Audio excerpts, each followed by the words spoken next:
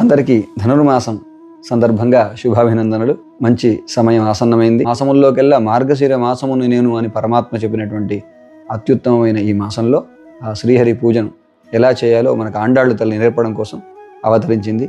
ఈ భూమాత సకల జీవులకు అన్నపానాలు ఇచ్చేటువంటి తల్లి, మన ఎదుగుదలను చూసి సంతోషించేటువంటి తల్లి, మనకు ఒక మంచి సందేశాన్ని ఇవ్వడం కోసం ఈ 30 రోజుల ధనుర్మాస వ్రతాన్ని అనుగ్రహించింది. తిరుప్పావై అంటే దివ్య వ్రతం, స్నాన వ్రతం అని పేరు. మనలో దాగి నిద్రాణమైనటువంటి చైతన్య శక్తిని మేల్కొల్పేటువంటిది. ఈ ఉత్తరాయణ పుణ్యకాలానికంటే ముందుగా రాబోయేటువంటి బ్రాహ్మీ ముహూర్తం వంటి ఈ ధనుర్మాసాన్ని మనం అంతా ఆచరిద్దాం. ప్రతి ఇంట గోదమ్మ చెప్పిన రీతిలో శ్రీకృష్ణ పరమాత్మను ఆరాధన చేసి ఆ హరినామ సంకీర్తనంతో మనం జన్మను ధన్యం చేసుకుందాం.